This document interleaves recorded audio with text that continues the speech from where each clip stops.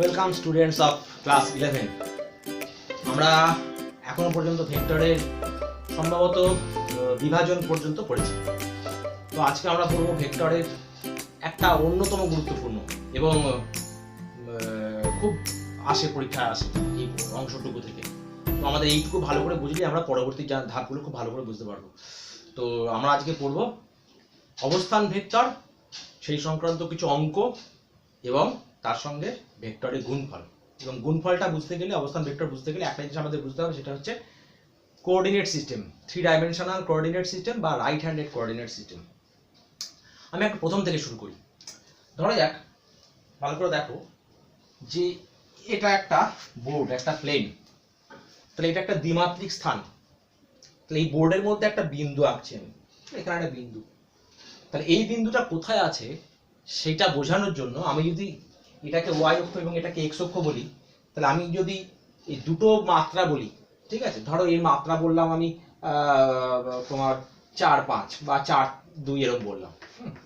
তার মানে বোঝাবে এটা এক্স অক্ষ থেকে ওয়াই অক্ষ থেকে 4 একক এবং এক্স অক্ষ থেকে 2 একক দূরে। তাহলে 4-2 মানে আমি এটা উল্টো বললাম, এটা হলো 2-4, ধরো 2-4। তাহলে আমি এইদিকে 2 ঘর আর এইদিকে 4 ঘর গিয়ে এখানে একে পাবো। বুঝা গেল? এর অবস্থান হচ্ছে 2-4। তাহলে আমরা দেখলাম যে দ্বিমাত্রিক স্থানে, তোমরা করেছো কিনা জানি না, তোমাদের এখনকার সিলেবাসে বোধহয় নেই এই গ্রাফে এরকম জায়গায় কোনো বিন্দু, আবার বলছি, তাহলে গ্রাফে এরকম জায়গায় কোনো বিন্দু রয়েছে। তাহলে এটা এক্স অক্ষ, এটা ওয়াই অক্ষ, আমরা জানি। এই বিন্দুটার অবস্থান নির্দেশ করতে গেলে আমাদের দুটো পয়েন্ট লাগবে। এই এক্স অক্ষ বরাবর গেলাম, তারপর ওয়াই অক্ষ বরাবর গেলাম, গিয়ে একে পেলাম। তাহলে এক্স অক্ষ বরাবর এক্স দূরত্ব গেলাম, ওয়াই অক্ষ বরাবর ওয়াই দূরত্ব গেলাম, ঠিক আছে। তাহলে এর অবস্থান কত হবে? এর অবস্থান হবে এক্স ওয়াই। দেখো, দুটো বিন্দু বললেই এর অবস্থান আমরা নির্দিষ্ট করে ধরতে পারছি। কিন্তু বিন্দুটা যদি এখানে না থেকে যদি এইখানটায় থাকতো, ভালো করে বোঝো, বিন্দুটা যদি এইখানটায় না থেকে এইখানটায় থাকতো, তাহলে এই দুটো বিন্দু দিলে হতো? তাহলে হতো না। তাহলে আমাকে এক্স অক্ষ বরাবর কতটা, ওয়াই অক্ষ বরাবর কতটা, আবার এদিকে একটা অক্ষ তৈরি করে সেই অক্ষ বরাবর মানে জেড অক্ষ বরাবর কতটা বললে তবে আমি এখানে পৌঁছতে পারতাম। এইরকম একটা কোঅর্ডিনেট সিস্টেম, তাকে বলা হয় রাইট হ্যান্ডেড কোঅর্ডিনেট সিস্টেম। সেইখানে আমরা অবস্থান ভেক্টর আলোচনা করব। তো অবস্থান ভেক্টর কি? সেই রকম 3 ডাইমেনশনাল যে কোঅর্ডিনেট সিস্টেম বা রাইট হ্যান্ডেড কোঅর্ডিনেট সিস্টেম বা ত্রিমাত্রিক যে অবস্থান নির্দেশকারী কোঅর্ডিনেট সিস্টেম, সেইখানে কোনো বিন্দুর অবস্থান নির্দেশ করা যায় যে ভেক্টরের সাহায্যে, তাকে বলা হয় কি? অবস্থান ভেক্টর। আবার বলছি, একটা রাইট হ্যান্ডেড কোঅর্ডিনেট সিস্টেমে কোনো বিন্দুর অবস্থান যে ভেক্টরের সাহায্যে প্রকাশ করা হয়, নির্ধারণ করা হয়, তাকে বলা হয় অবস্থান ভেক্টর। বোঝা গেল না? আরেকটু বলি। এবার ছবি এঁকে আমরা একটু আস্তে আস্তে মূল জায়গায় আসবো। ছবি এঁকে মূল জায়গায় আসবো। দাগ পাকগুলো সোজা হলো কিনা দেখি। দাগ টাগগুলো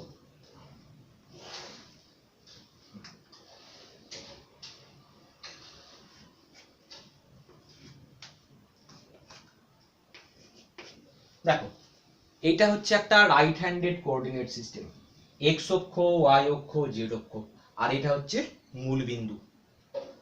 তাহলে এটাকে বলা হয় রাইট হ্যান্ডেড কোঅর্ডিনেট সিস্টেম। এটাকে খুব ভালো করে বুঝতে হবে, খুব ভালো করে বুঝতে হবে যে আমরা এই ডান হাতের যে স্ক্রুগুলো, ডান পাকের যে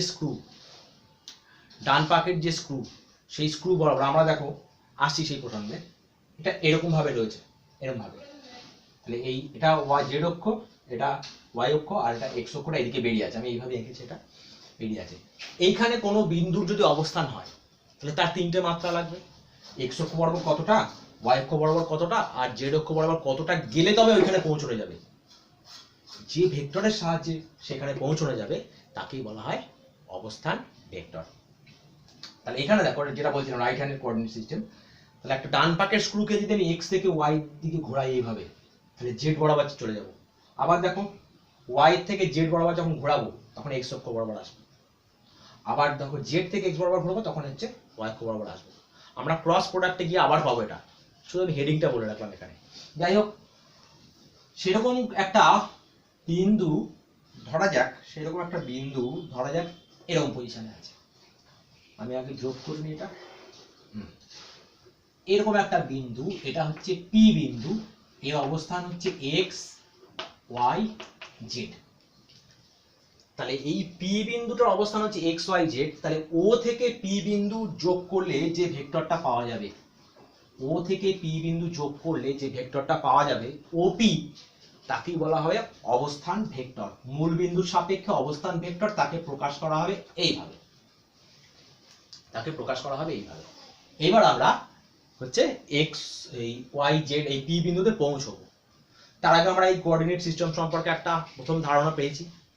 এবার আমরা এই এক্স অক্ষ বরাবর এই দিকে একটা একক ভেক্টর আমরা ধরি, সেটা হচ্ছে আই। ওয়াই অক্ষ বরাবর একটা একক ভেক্টর ধরি, সেটা হচ্ছে জে। আর জেড অক্ষ বরাবর একক ভেক্টর হচ্ছে কে। তোমরা একক ভেক্টর আগেই পড়েছো, যে একটা ভেক্টর যার দিক আছে কিন্তু মান হচ্ছে 1, তাকে বলা হয় একক ভেক্টর। তাহলে এই ভেক্টরটার মান হচ্ছে 1 আর দিক হচ্ছে এক্স অক্ষ বরাবর। এই ভেক্টরটার মান হচ্ছে 1, দিক হচ্ছে ওয়াই অক্ষ বরাবর। এই ভেক্টরটার মান হচ্ছে 1, দিক হচ্ছে জেড অক্ষ বরাবর। তাহলে i j k x y z, আমরা এটা একদম মানে মাথার মধ্যে গেঁথে নেব, এক্স ওয়াই জেড। এবার আমরা এখানে পৌঁছতে চাইছি। তাহলে ধরা যাক আমরা এইখানে এসছি, এই পর্যন্ত এসছি, এসে এইদিকে গেলাম, গিয়ে দাঁড়াও বেঁকে যাচ্ছে, লাইনটা বেঁকে যাচ্ছে। কেন বেঁকে যাচ্ছে বাবা?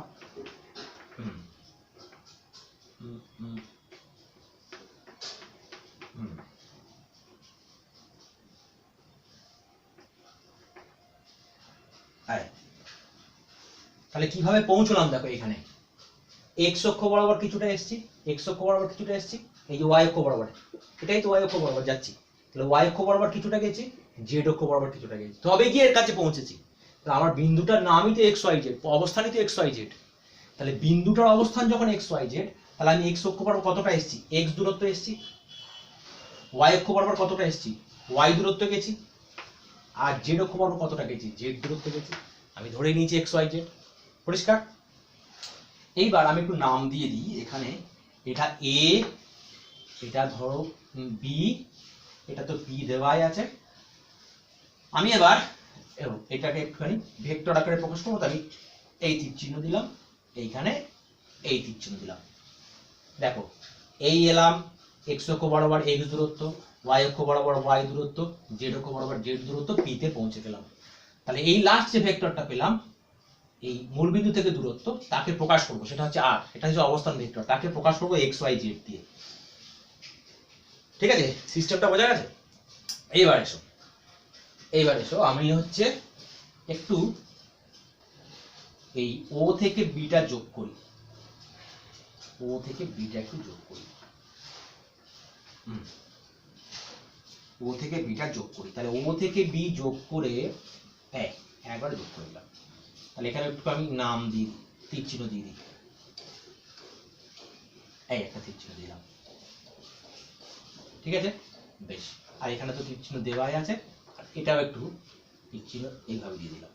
কেন দিলাম, এই দুটো কেন দিলাম আসছে। এবার আমরা আগেই জেনেছি যেটা আমাদের কাজে লাগবে, সেটা হচ্ছে এ একটা ভেক্টর বা ইউনিট ভেক্টর এ, এর মানে হচ্ছে আমরা আগেই পড়েছি। দেখো আগের ভিডিওতে তোমরা পুরনো ভিডিও দেখতে পাবে, এ ভেক্টর মানে হচ্ছে ইউনিট ভেক্টর মানে হচ্ছে এইটা, এ ভেক্টর বাই তার মান। তাহলে এ ক্যাপ, একে বলা হয় এ ক্যাপ বা এ হ্যাট, মানে হচ্ছে মূল ভেক্টর ভাজিত তার মান। অর্থাৎ মূল ভেক্টর এ, তাকে প্রকাশ করা যাবে এ ইন্টু এ বরাবর একটা unit vector, A into A cap. তাহলে কোনো ভেক্টরকে প্রকাশ করা যায় সেই দিক বরাবর মান এবং সেই দিক বরাবর তার মান এবং সেই দিক বরাবর ইউনিট ভেক্টর, এই দুটো গুণ করলেই মূল ভেক্টরটা পাওয়া যায়। তাহলে কোনো ভেক্টর মানে হচ্ছে সেই তার মান এবং সেই দিক বরাবর একক ভেক্টর। এইবার এসো তাহলে আমি ও এ কে যদি একটা ভেক্টর হিসেবে বলি, তাহলে এর মানটা কত, ও এ কে যদি একটা ভেক্টর হিসেবে বলি, তাহলে ও এর মানটা কত দূরত্ব এসেছি এক্স, তার সঙ্গে ইউনিট ভেক্টর গুণ করতে হবে। ইউনিট ভেক্টর কত, ওই দিক বরাবর আই, তাহলে OA মানে হচ্ছে x ইন্টু i। দেখো পরিষ্কার হলো কিনা?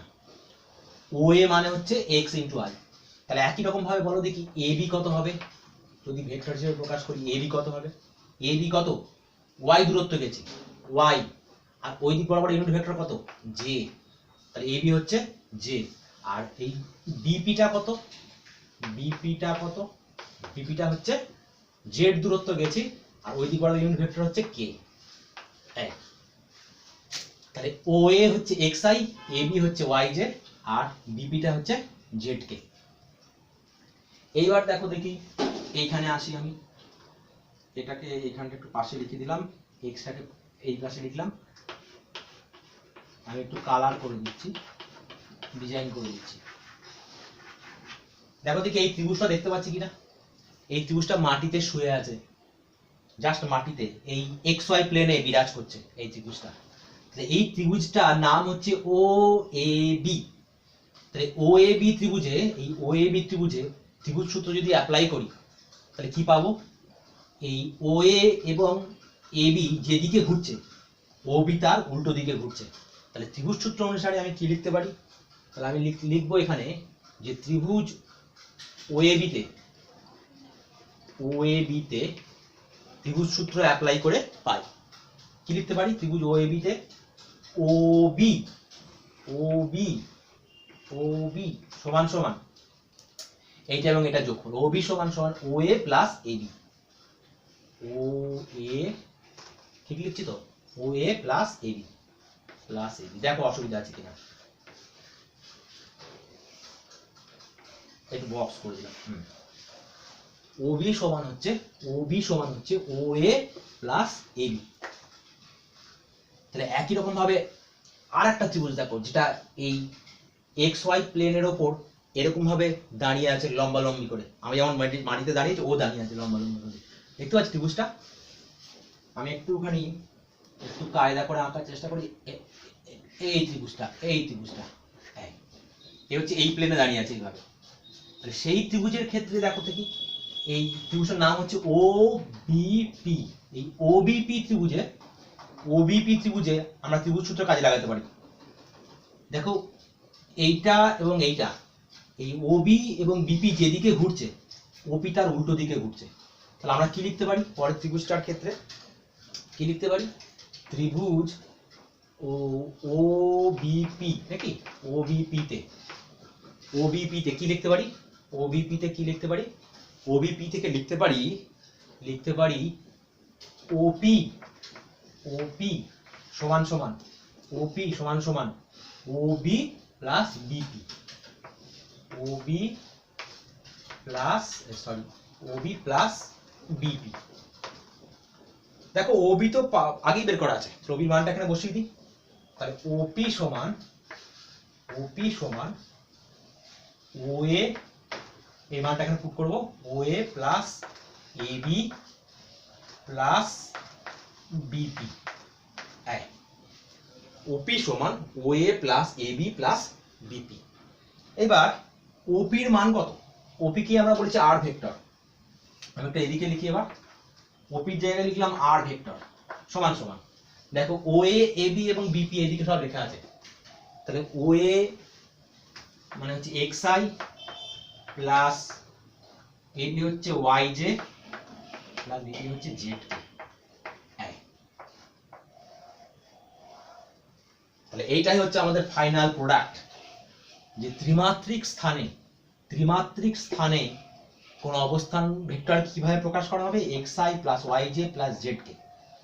খেয়াল রাখবে আমি এখানে xyz দিয়ে বলেছি, কিন্তু পরীক্ষার সময় তোমাদের xyz তো থাকবে না। মনে করো 3 4 5, মানে এই দিক থেকে 3 ঘর আসতে হবে, এই বরাবর 4 ঘর যেতে হবে, এই বরাবর 5 ঘর গিয়ে তবে একে পাবো। তখন আমি ভেক্টরটা কিভাবে লিখবো? 3i plus 4j plus 5k। বুঝা গেল? 3i plus 4j plus 5k।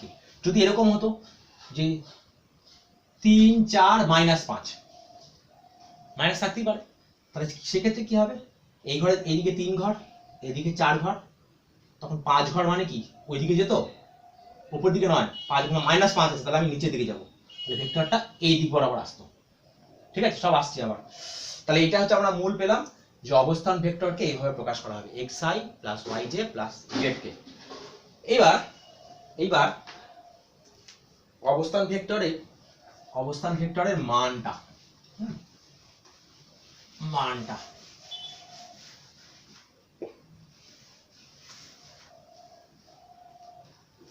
এবার অবস্থান ভেক্টরের মানটা দেখো, আবার আমরা এই দুটো ত্রিভুজই কাজে লাগাবো। দেখো দুটোই সমকোণী ত্রিভুজ কিন্তু, এই যে ও এ বি এটা সমকোণী ত্রিভুজ, কিন্তু সমকোণী ত্রিভুজ দেখো এটা সমকোণ, তাহলে এটা অতিভুজ। তাহলে এখান থেকে লিখতে পারি দেখো ও বি স্কোয়ার সমান O A square plus A B square, কেমন? ও A square plus A B square. বেশ, আবার এই উপরের ত্রিভুজটা যেটা বলছিলাম সেখান থেকে কি লিখতে পারি দেখো, সেখানে কোনটা অতিভুজ? এইটা লম্ব, এইটা অতিভুজ। তাহলে ওপি স্কোয়ার সমান হচ্ছে OB square plus BP square.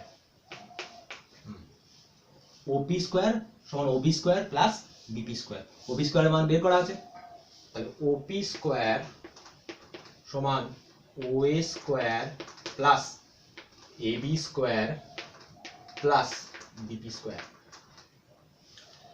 তাহলে ও এ বি বিপি সব মানগুলো আমরা জানি, তাহলে ওপির জায়গায় কি লিখবো?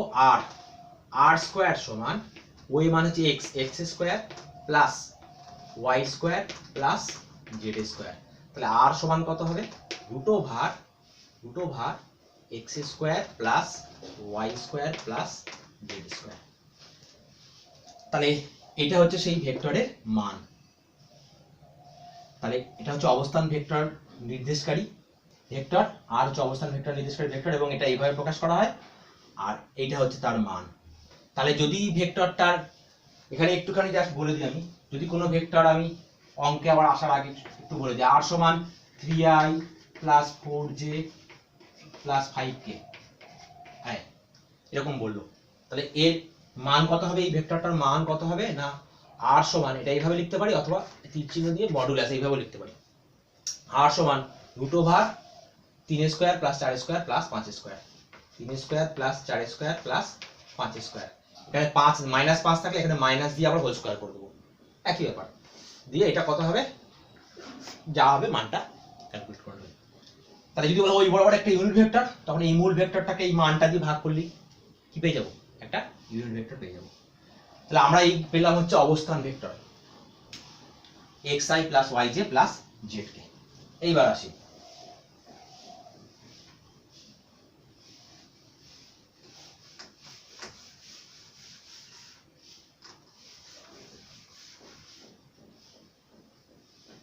তাহলে আমরা তো পেলাম এই অবস্থান ভেক্টরের কিভাবে প্রকাশ করা হয় এবং তার মান root over x square plus y square plus z square পেলাম। এবার দিকটা, সেই ত্রিমাত্রিক স্থানে কোন দিক বরাবর ঠিক আছে বা কোন অক্ষের সঙ্গে কতটা কোণ করে আছে সেটা আমরা একটু এঁকে নিই। ধরো এটা এক্স অক্ষের সঙ্গে আলফা কোণ করে আছে, এইখানে হচ্ছে আলফা কোণ করে আছে। এই ভেক্টরটা, এটা অবস্থান ভেক্টর, কিন্তু এই ভেক্টরটা ওয়াই অক্ষের সঙ্গে ধরো বিটা কোণ করে আছে, বিটা, আর জেড অক্ষের সঙ্গে গামা কোণ করে আছে। তাহলে এই ভেক্টরটা এক্স অক্ষের সঙ্গে আলফা কোণ করে আছে, ওয়াই অক্ষের সঙ্গে বিটা কোণ করে আছে, আর জেড অক্ষের সঙ্গে গামা কোণ করে আছে, কেমন? তো এই আলফা বিটা এবং গামার যদি আমরা কস নিই তাকে বলা হয় ওই দিক বরাবর ডাইরেকশন কোসাইন, ওই ভেক্টরের ডাইরেকশন কোসাইন বা দিক কোসাইন। একে এইভাবে প্রকাশ করা হয় এল এম এন। কিরকম? এল মানে হচ্ছে কস আলফা, এল মানে হচ্ছে কস আলফা। কস আলফাটা কি দেখি একটু। কস আলফাটা হচ্ছে, তাহলে আমাকে একটা ভেক্টর পেতে হবে, এই ভেক্টর বলছে একটা সমকোণী ত্রিভুজ পেতে হবে, কস যেহেতু কস আলফা বলেছি, তাহলে এটা যদি আলফা সেই সূক্ষ্ম কোণ হয় তাহলে ত্রিভুজের ভূমি কোণটা, অতিভুজ কোণটা আর লম্ব কোণটা। লম্বটা কিন্তু এখন দেখা যাচ্ছে না, লম্বটা হবে এইখান থেকে এই পর্যন্ত একটা দাগ টানতে হবে। দেখা যাবে কি এটা জানি না, আদৌ দেখা যাবে কিনা, বুঝতে পারছো কিনা, কিন্তু আমি যতটা সম্ভব আঁকার চেষ্টা করছি। এই যা একটু বেঁকে গেল, হ্যাঁ, এটা ওইভাবে কাত হয়ে রয়েছে, এরকম ভাবে কাত হয়ে রয়েছে, যেটা ত্রিভুজটা ওইভাবে কাত হয়ে রয়েছে। এইটা হচ্ছে 90 ডিগ্রি, এই কোণটা 90 ডিগ্রি, কিন্তু তাহলে এইটা 90 ডিগ্রি উল্টো দিকে, এই আরটা হচ্ছে কিন্তু অতিভুজ, আরটা অতিভুজ, আর এইটা হচ্ছে লম্ব, ঠিক আছে? তাহলে এক্স হচ্ছে লম্ব আর আরটা হচ্ছে অতিভুজ, এটা হচ্ছে 90 ডিগ্রি। তাহলে কস আলফা মানে কি হবে? কস আলফা হবে, সরি আরটা হচ্ছে এটা হচ্ছে ভূমি, এটা হচ্ছে ভূমি, যে দিকটা কোণ থাকবে সেটা হচ্ছে ভূমি, তাহলে এইটা হচ্ছে আলফা, এইটা হচ্ছে আলফা। তাহলে কস আলফা মানে কত হবে? ভূমি বাই এইটা হচ্ছে অতিভুজ। দেখে মনে হচ্ছে এই হলুদ দাগটা দেখে মনে হচ্ছে এইটা বাহুটা বড়, কিন্তু এটা এইরকম ভাবে কাত হয়ে রয়েছে, ওই বাহুটা বড়, এটা অতিভুজ, এইটা 90 ডিগ্রি, এইটা ভূমি, আর এই হলুদটা হচ্ছে লম্ব। তাহলে কস আলফা মানে হচ্ছে ভূমি বাই অতিভুজ, ভূমি হচ্ছে কত? এক্স, এই যে এটা হচ্ছে ভূমি, আর অতিভুজটা হচ্ছে আর, তাহলে কস আলফা হচ্ছে এক্স বাই আর। তাহলে এইখানে আলফা সমান কত হবে বলো দেখি? আলফা সমান হবে cos inverse x by r, cos inverse x by r. তাহলে আমরা এক্স যদি জানতে পারি এবং আর এর মান যদি জানতে পারি, তাহলে তার কস ইনভার্স করলে আমরা কি হবে? এক্স অক্ষের সঙ্গে কত ডিগ্রি কোণ করে আছে ক্যালকুলেটর ফেললে পেয়ে যাবো, তাহলে এক্স অক্ষের সঙ্গে কতটা কোণ করে আছে। তাহলে একই রকম ভাবে আমরা কস বিটা পাবো, কস বিটা পাবো, তুমি দেখে দেখি বলতে পারবে, ওয়াই বাই আর। আমি আর ছবিটা এঁকে দেখাচ্ছি না, ছবিটা এঁকে দেখাচ্ছি না, ওয়াই বাই আর। আর কস গামা হবে জেড বাই আর। এই কস আলফাকে প্রকাশ করা হয় এল দিয়ে, কস বিটাকে প্রকাশ করা হয় এম দিয়ে, আর কস গামাকে প্রকাশ করা হয় এন দিয়ে। তাহলে এই এল এম এন এদেরকে কি বলা হয়? যে অবস্থান ভেক্টরের কি দিক কোসাইন, অবস্থান ভেক্টরের দিক কোসাইন। এরা হচ্ছে ওই ভেক্টরটা এক্স অক্ষ, ওয়াই অক্ষ এবং জেড অক্ষের সঙ্গে ঠিক কতটা কোণ করে আছে সেটা জানায়। তাহলে আমি এবার একটুখানি একটা ছোট্ট ক্যালকুলেশন করে দেখাই।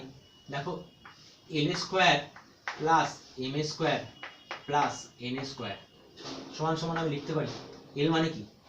কস alpha, cos square alpha plus cos square beta plus cos square gamma, তাই না? তাহলে কস আলফা মানে কত? X by r. তাহলে কস স্কোয়ার আলফা মানে x square by r square, cos square beta মানে y square by r square, তাই তো? আর কস স্কোয়ার গামা মানে Z square by r square. দেখো এখানে আর স্কোয়ার লসাগু হবে, আর স্কোয়ার লসাগু হবে, লসাগু হয়ে উপরে কি হবে? X square plus y square plus z square, এটা মানে তো আর স্কোয়ার, তাহলে উপরটায় আর স্কোয়ার বাই নিচেও আর স্কোয়ার, তাই এটা কেটে গেলে কত হয়ে গেল? 1। তাহলে ডাইরেকশন কোসাইন গুলোর বর্গের যোগফল হচ্ছে 1। তাহলে আমরা অবস্থান ভেক্টর দেখলাম, তাকে কি করে প্রকাশ করা হয়, তার মান কি করে প্রকাশ করা হয়, আর ডাইরেকশন কোসাইন এই সম্পর্কে একটা আইডিয়া আমরা পেলাম। বেশ,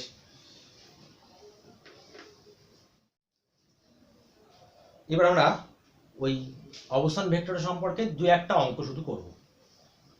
ধরা যাক a সমান 5i plus 6j minus 4k, আর b আরেকটা ভেক্টর যার মান হচ্ছে 6i minus 2j plus 6k বা 7k দিয়ে বলা হলো যে তোমাকে a মাইনাস b, প্রথমে প্লাস বলি, a প্লাস b এবং a মাইনাস b, তোমাকে বলা হলো a প্লাস b এবং a মাইনাস b বরাবর একক ভেক্টরের মান নির্ণয় করতে। তাহলে আমরা যোগ করব, প্রথমে a আর b যোগ করব। তাহলে a প্লাস b একবারে তুমি পাতিয়ে যোগ করতে পারো, পাতিয়ে বিয়োগ করতে পারো, কোনো লজ্জার কোনো ব্যাপার নেই। তুমি যদি পরপর যোগ করতে পারো করবে, নাহলে পাতিয়ে যোগ করলে করবে। কি না, একবারে তলায় দাগ দিয়ে এরকম ভাবে প্লাস চিহ্ন দিয়ে এভাবেও করতে পারো a প্লাস বি। আবার এরকম তলায় দাগ দিয়ে মাইনাস যেমন করে করে, এখানে মাইনাস চিহ্ন, এখানে মাইনাস চিহ্ন, প্লাস থাকলে মাইনাস, মাইনাস থাকলে প্লাস, যেমন করে করে সেভাবেও করতে পারো। এক্ষেত্রে কি হবে, আই এর উপাংশ আই এর সঙ্গে যোগ হবে, জে এর উপাংশ জে এর সঙ্গে যোগ হবে, কে এর উপাংশ যোগ হবে কে এর সঙ্গে। আই আই যোগ জে জে যোগ কে কে যোগ। তাহলে প্রথমে কত হবে, 5i আর 6i কত হলো 11i plus 6j minus 2j মানে হচ্ছে প্লাস 4j, তারপর হচ্ছে মাইনাস 4k প্লাস 7k কত হবে প্লাস 3k। দেখো যোগ করলে এটা আসছে। তাহলে এরকম ভাবে দুটো ভেক্টরকে আমরা যোগ করতে পারি। এটাকে আমরা সামান্তরিক সূত্রের সাহায্যে দেখানো যায় যে একটা ত্রিমাত্রিক এদিকে একটা ভেক্টর এদিকে একটা ভেক্টর, তাদের লব্ধিটা হবে মাঝখান দিয়ে। তোমরা বইটা একটু দেখে নেবে, আমি জাস্ট অঙ্কটা দেখাচ্ছি। তো এটা 11i plus 4j plus 3k, এটা হচ্ছে একটা যোগফল। এবং এই দিক বরাবর ইউনিট ভেক্টর কত হবে, কিছুই না, এই দিক ভেক্টর ইউনিট ভেক্টর হবে a plus b by a plus b, modulus of a plus b, মানে কোনো ভেক্টরকে তার মান দ্বারা ভাগ করব। তাহলে এটা হচ্ছে 11i plus 4j plus 3k, এটা হচ্ছে মূল ভেক্টরটা। আর তার মান কত, এই ভেক্টরটার xi plus yj plus zk, xi plus yj plus zk মিলছে, আগেরটার সঙ্গে মিলছে, হ্যাঁ মিলছে। তাহলে এর মান কত হবে root over x square plus y square plus z square. তাহলে কত হবে root over 11 square plus 4 square plus 3 square. তাহলে আমরা এটা ব্র্যাকেট দিয়ে দিয়ে লিখি, অভ্যেসটা তৈরি করো যাতে মাইনাস থাকলেও ঘাবড়ে যাওয়ার কিছু নেই। তাহলে এটা কত হবে 11y plus 4j plus 3k by root over 11 121 plus 16 plus 9। তাহলে 16 আর 9 25, 25 কত 26 আর 46 নাকি 146, তাহলে রুট ওভার 146 146। ব্যাস এটা লিখে দেবো। তাহলে প্রশ্নটা কি দিল না, এর মান এত, বি এর মান এত, a প্লাস বি বরাবর একটা একক ভেক্টর নির্ণয় করো। আবার বললে এর মান এত, বি এর মান এত, a মাইনাস বি বরাবর একটা একক ভেক্টর নির্ণয় করো। তাহলে a মাইনাস বিটা করি, a প্লাস বিটা তো এখানে হয়েই থাকলো, a মাইনাস বিটা করি। তাহলে a মাইনাস বিটা করি, তাহলে এখানে লিখলাম a মাইনাস বি, এই যে এখানে মাইনাস চিহ্ন, এখানে মাইনাস চিহ্ন, এখানে প্লাস চিহ্ন, এখানে মাইনাস চিহ্ন, মনে হয় সেই আগে শিখেছি এরকম সেই রকম একদম। তাহলে সমান সমান কত হবে 5i মাইনাস 6i, তাহলে মাইনাস i 6j আর 2j প্লাস 6 আর 2 8 8j minus 4k minus 7k 7 আর 4 11 মাইনাস 11k। ঠিক আছে, তাহলে এই দিক বরাবর ইউনিট ভেক্টর কত হবে না a minus b by modulus of a minus b. তাহলে উপরটা যেমন আছে রেখে দিই, minus i plus 8j minus 11k। এবার ইউনিট ভেক্টর কত হবে রুট ওভার, একে রুট ওভার 1 মাইনাস 1 এর হোল স্কয়ার প্লাস 8 এর square plus minus 11 whole square. তাহলে minus i plus 8j minus 11k 11k by root over এটা 1 121 122 আর 64, 122 আর 64 কত হয় 122 আর 64, 4 আর 2 6 আর 6 আর 2 8 186 বাই 186। এটা হচ্ছে a মাইনাস b বরাবর ইউনিট ভেক্টর, ওটা হচ্ছে a প্লাস b বরাবর ইউনিট ভেক্টর। ঠিক আছে, তাহলে আমরা অবস্থান ভেক্টর শিখলাম, অবস্থান ভেক্টরে কিভাবে প্রকাশ করা হয় দেখলাম, তার মান কত দেখলাম, এবং ডাইরেকশন কোসাইন দেখলাম, এবং হচ্ছে সামান্য দুটো অঙ্ক এখানে। তো আজকের অবস্থান ভেক্টরটা যতদূর পড়লাম মনে হচ্ছে 8 ঘন্টা প্রায় হয়ে গেছে। তো আজকের ক্লাস এখানেই শেষ করছি। আমরা পরের ক্লাসে আমরা ডট এবং ক্রস গুণফল নিয়ে আসি। আজকের ক্লাস